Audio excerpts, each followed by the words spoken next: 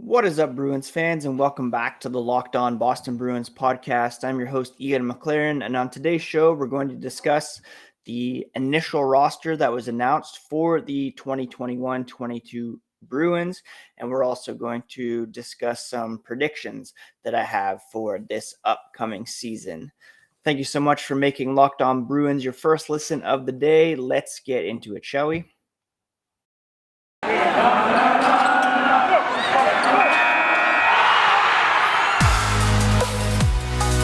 Locked On Bruins, your daily podcast on the Boston Bruins. Part of the Locked On Podcast Network, your team every day.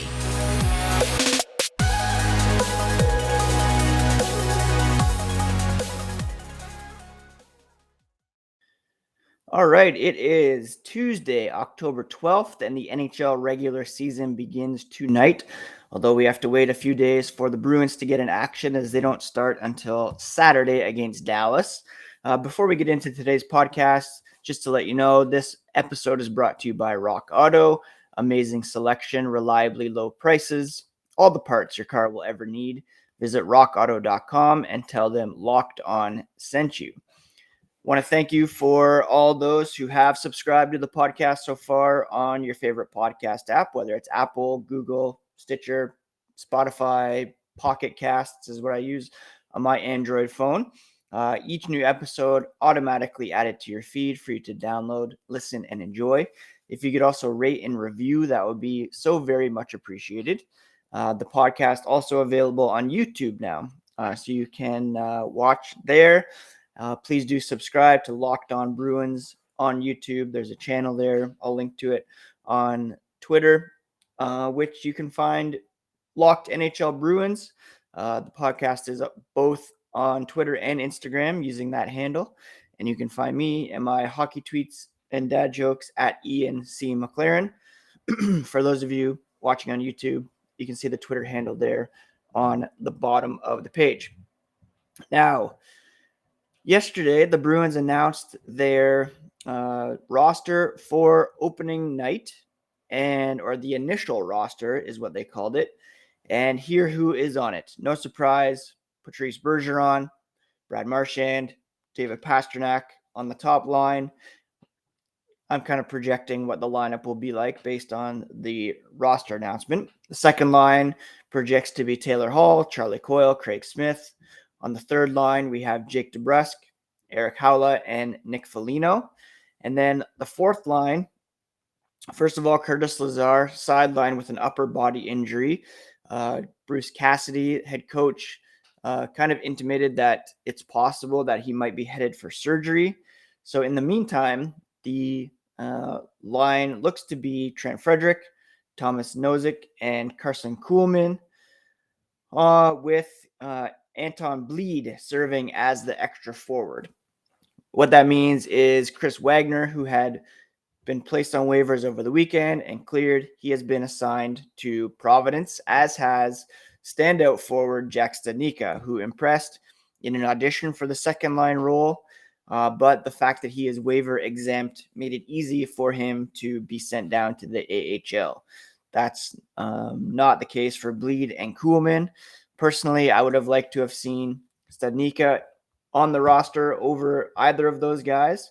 But again, he's waiver exempt. Kuhlman and Bleed would have had to go through waivers to be assigned to Providence. Whether or not they would have been claimed, that's another story. Whether or not they should be claimed. For me, they're serviceable, but they're kind of replacement level players. And Studnicka did what he needed to do over the summer and in training camp to earn a spot. I don't think it's a case where he's either first line center in Providence or a fourth line winger. I think there was some movement. You could do Nozick, Haula, and Kuhlman on the fourth line. Maybe put Studnicka on the third line center role, or even bump Coyle down to third line center and put Studnicka up on the second line and kind of balance things out that way. That's just one man's opinion, and it's not what the Bruins ultimately decided. And I would expect Studnicka to be up sooner than later if there is an injury. Now on defense, Not many surprises, although John Moore, who was also waived over the weekend, stuck with the team. He was not sent down. He'll stick as an extra defenseman to go along with Brandon Carlo, Connor Clifton, Derek Forbort, Matt Grzelcyk, Charlie McAvoy, and Mike Riley. Those are the projected top 6 guys. And then Jacob Zboril, John Moore sticking around as extra defenseman, meaning Urho Vakanainen sent down to the AHL. And then in net, of course, we have Linus Allmark and Jeremy Swayman. No real surprises there. When it comes to Kuhlman, Bruce Cassidy said he's tried to attack the net and create some stuff offensively. His exits are good out of the D zone. He's got good speed. He can track down people on the forecheck with good speed and pace. But they want a little more greasiness from him if he's going to play on the fourth line. They don't expect him to go out there and be a hits leader by any means, but he does have to be a little more assertive in that area along the lines of the role that Chris Wagner played. Maybe that translates into a few more hits. He's got a good hockey IQ, willing to go to the net, decent shot. What Cassidy has always said about him is he can sit for stretches and still give you good energy, and that's important in that role. He's played well, not dominant, not poor. He's done as advertised. And right now, he's a guy they're looking at there to contribute on the fourth line, both offensively and defensively. Kuhlman said it's something that he can for sure add to his game. He knows in the role that he's in now, it's something that he needs to bring and would help the team a lot. Going in with the mentality of bringing it every night and telling yourself you can play that way, the greasy or gritty, whatever you want to call it. On the second line, Taylor Hall said Charlie Coyle has looked great. He really thinks a lot of him as a player and always has. And, when they heard that Krejci wasn't coming back, he didn't really think too much about it. Hall said Krejci wanted to do what he wanted to do. He was a great teammate, a great Bruin, but there's guys that can step in that hole, and he feels like Charlie is that guy. So that's how the roster's taking shape for now. And of course, injuries come up, and there's always roster movement that occurs. For the moment, the Bruins, they have about $1.3 million in current cap space. Their deadline cap space projected at 6.5. That is always subject to change, of course. But they should be in position to add at center or on defense at the trade deadline should the need arise. I mentioned the Bruins don't play until Saturday, so it's a 10-day break between the preseason and Saturday's opener. And then they'll have another 3 days off following their first game against the Stars. A lot of downtime early in the year, and the coaching staff is trying to balance practicing too much after a long and grueling training camp. Bruce Cassidy on Monday said, you'll be better off for it eventually when you've had this rest, but practices are going to get a little tougher to get going. Guys are getting tired of practicing. They know the season is starting this week, and they want to get going, and they've got to keep them focused in that regard. A bunch of Bruins were at Fenway Park last night to watch the Boston Red Sox eliminate the Tampa Bay Rays from the postseason. And side note, Jack Eichel, I'm sure you saw on Twitter, was in the box with a bunch of Bruins, kind of, but not really, fueling speculation or hope that he could become a member of the Boston Bruins at some point. But that's probably wishful thinking. Before I get into some of my predictions for this season, a quick word about BetOnline. If you're looking to place some wagers on hockey or football, basketball, the baseball playoffs, BetOnline is your number one spot and the fastest and easiest way to bet on all your favorite sports. They have a new updated site and interface, even more odds, props, and contests, and they can continue to be the number one source for everything football. You can head to their website or use your mobile device to sign up today and receive a 50% welcome bonus on your first deposit by using promo code LOCKEDON. Again, from football, baseball, basketball, hockey, boxing, your favorite casino games, take advantage of all the amazing offers at BetOnline, where the game starts. BetOnline, yes, where the game starts. Now, DirecTV, I want to tell you about a simple way to get all the entertainment you love without the hassle, and that's Direct Stream. It brings your live TV and on-demand favorites together like never before, which means you can watch your favorite sports, movies, and shows all in one place. The best part, there's no annual fee, no annual contracts, so stop waiting and get your TV together with Direct Stream. Learn more at directtv.com. That's directtv.com. Thank you again for making Locked On Bruins your first listen every day. Make sure you check out the Crosschecks live NHL season preview. It's happening tonight, October 12th, 6 to 7 p.m. Eastern on the Locked On NHL YouTube page. It'll be hosted by Andrew Berkshire and Mary Clark, and they'll be teeing up the new NHL season, key storylines, and award and Stanley Cup playoff predictions. Speaking of predictions, I thought I would take a moment just to, predict who I feel will win each division and who will advance in the postseason. If you recall, the divisions are back to their regular format, although with a slight change out west. The Arizona Coyotes are now in the Central Division, with the Seattle Kraken taking their spot in the Pacific.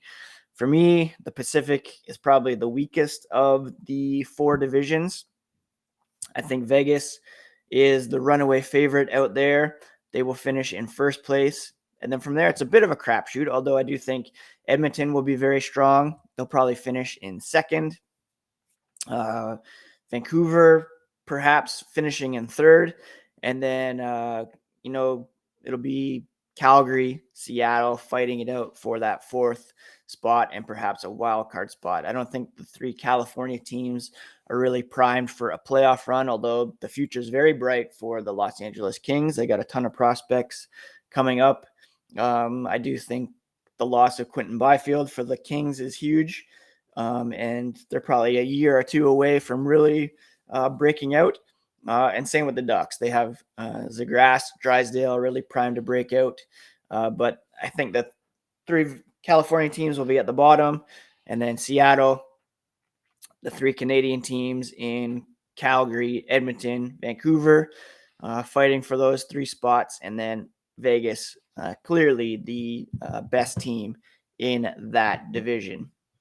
Now, let's go with the Central Division. The Arizona Coyotes, I think, will be one of the worst teams in the NHL this season. They're easily penciled in the number 8 spot here.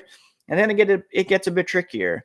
I think Nashville won't be that great. I'd put them down in 7th. St. Louis might struggle. I think Minnesota and Colorado, perhaps Dallas, are the top 3 teams in the division, with Chicago. Actually, Winnipeg is pretty strong as well. I'd put them up there with Colorado. One thing I worry about with Colorado, I'll get to them in a moment with my playoff predictions, but I worry about their goaltending. Philip Grubauer signed with Seattle. They added Darcy Kemper. Pavel Francouz is injured. I don't know if Kemper can hold up over an 82-game season and carry a team into the finals. That could be something that they have to address. And let's insert a bold prediction here, shall we? Tuukka Rask, free agent, thinking about coming back, playing for the Boston Bruins. He said the only team he wants to play for is Boston.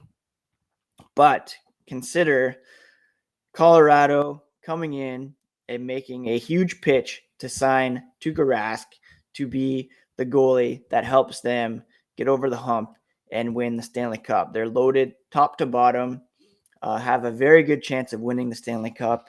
And I could picture a scenario where they certainly make that pitch to Tuukka Rask. And if the Bruins are comfortable with Ullmark and Swayman, and the Avalanche are offering more money, and let's be honest, perhaps a better chance at the Stanley Cup, then that would be hard for him to pass up. A few months in Colorado to get that cup that he did not win as a member of the Boston Bruins. No fault of his own in 2019, I should add again. So again, let's rank the Central teams. I've got Colorado in first. Let's put Winnipeg second, Minnesota in third. I'll put Dallas in fourth, and then it's going to be St. Louis, Chicago, Nashville, Arizona, rounding out those 8 teams. Now, we're more concerned about the Eastern Conference teams, of course. Let's start in the Metro. And it's going to be a weird one. I think Washington, Pittsburgh, not as strong as they used to be. The Penguins will be without Evgeny Malkin for a couple months to be in the season. Their goaltending is very questionable with Tristan Jarry, as we saw back in the playoffs. I really think it's the Islanders who are going to win the division this year. They have the best goaltending duo in the NHL with Semyon Varlamov and Ilya Sorokin. They have a good mix of veterans and young players coming up, and Barry Trotz always seems to get the most out of this team. So I think they're going to finish first in the division.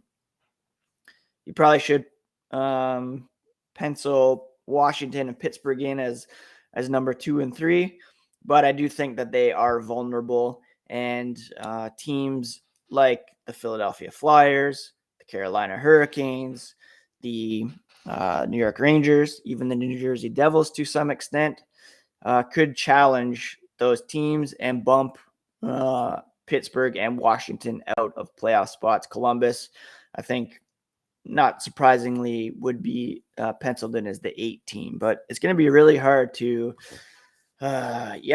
predict this division. Probably only 4 teams will come out of it, and I would say the Islanders, the Capitals, I don't know if I want to say the Penguins, to be honest. I think the Rangers could really surprise. And I don't know if the Devils are quite there, especially if Mackenzie Blackwood doesn't get vaccinated and misses a bunch of games. I don't know about the Flyers. Their goaltending is a bit suspect. So if we're going to base it, I always base it on goaltending, strength of goaltending. So the Islanders for sure. Capitals have pretty solid goaltending in Samsonov and Vanacek, as we saw last year. They're still going to be strong. I would think the Rangers could be up there with Shesterkin and Georgiev. And so I'm going to give them the 4th spot. And then I guess Carolina is way too talented not to miss the playoffs. So I'll put them there as well, meaning the Penguins, Flyers, Devils, and Blue Jackets will not make the playoffs.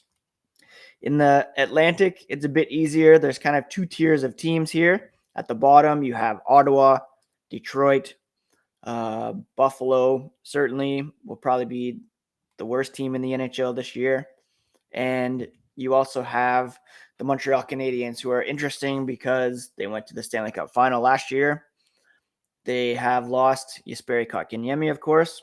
They're going to be without Shea Weber. Carey Price will be out indefinitely, I guess, minimum 30 days, as he entered the player assistance program. So they're probably going to get off to a rough start, and I don't see them making the playoffs. So those are the bottom 4 teams. Top 4 teams, of course, you have the defending Stanley Cup champion Tampa Bay Lightning. You have the Florida Panthers, who are up and coming, if not arrived.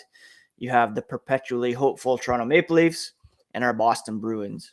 I saw Frank Cervelli of Daily Faceoff yesterday pick the Bruins not to make the playoffs. I think that's a bit of a stretch. I think the only way that would happen is if there's 5 excellent teams in the Metro and the Bruins miss out on a wild card. But I still see them finishing as high as 3rd, I'm going to say. I don't think the Maple Leafs are as good, and they're kind of fragile. Their goaltending, I'm not a huge believer in. Jack Campbell played really well last year. Peter Mrazek played good in limited time. But they lost Zach Hyman. That's a big loss. And they're not as deep as they used to be. Austin Matthews will be sidelined to begin the season. Ilya Mikheyev is out. So I see them finishing 4th, Boston 3rd. Unfortunately, Tampa Bay, I think, is going to finish 2nd, and that would be a big test for the Bruins in the first round that I don't know if they'll pass. And then I think the Panthers will finish first in the division, although their goaltending is a little suspect as well. Coming out of each division, I'm going to go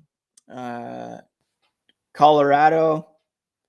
No, actually, I'm going to pick Winnipeg to come out of the Central Division. Again, I don't believe in Colorado's goaltending. Vegas out west. In the Metro, I'm going to pick the Islanders. And then in the Atlantic, I'm going to go out on a limb and pick the Florida Panthers. And then it'll be the Panthers and Jets in the final. Is that what I'm going to say? Ooh, I don't know about that. I'm kind of making this up as I go along. Really, I do think it will be Colorado in the final. They were my prediction. But again, I don't believe in their goaltending. But let's go with Colorado and the Islanders in the Stanley Cup final, and Colorado winning, possibly, maybe, with Tuukka Rask in net as their goaltender. That will be my boldest prediction that I'll make, that Tuukka Rask will sign with the Colorado Avalanche and lead them to a Stanley Cup final. Now, with the ever-increasing numbers of makes and models, it's almost impossible for your local auto parts store to stock all the parts you need. Why endure often pointless or seemingly intimidating questioning and wait while the person behind the counter orders the parts on their computer, choosing only the brand their warehouse happens to carry? You have access to rockauto.com at home and in your pocket, and you can save time and money when using Rock Auto. They're a family-owned business, and they've been serving do-it-yourselfers for over 20 years. Their prices are always reliably low for every customer, and they have everything you could need, from brake parts, tail lamps, motor oil, even new carpet. They had a new gas cap that I had to order from my very old Honda as well. Go explore their easy-to-use website today to find the solution to your auto parts needs. Again, go to rockauto.com, see all the parts available for your car or truck, and write "Locked On" in their "How did you hear us" box so they know that we sent you. Amazing selection, reliably low prices, all the parts your car will ever need at rockauto.com. Now, speaking of Jack Eichel, who I mentioned earlier, Pierre LeBrun reported Jack Eichel remains adamant about undergoing artificial disc replacement surgery, and teams are warming up to that idea. There could be some conditions that must be placed on that to make it happen. Again, wishful thinking, but Jack Eichel is in Boston, and oh man, that would be that would be so great. But I don't see that quite happening. Tonight on the NHL schedule, there are 2 games to begin the regular season. The Pittsburgh Penguins visit the Tampa Bay Lightning, who will be raising their Stanley Cup banner. And then the Seattle Kraken will be taking on the Vegas Golden Knights. Although Vegas will be without 5 of their better players for tonight's franchise opening matchup against Vegas, as they have some players who have entered the COVID protocol. Jared McCann, Marcus Johansson, Jonas Donskoy, Jamie Oleksiak, and Kalle Järnkrok. So, yeah, that's kind of not a great start, not a great look for the NHL. Back on ESPN, and they're going to have to spend some time talking about COVID off the top. Lightning head coach John Cooper signed a 3-year contract extension yesterday. Well-deserved, obviously, as he is arguably, one of the best coaches in the NHL for sure. Probably the best at the moment, coming off 2 straight Stanley Cups. Evander Kane is a guy that we've spoken about.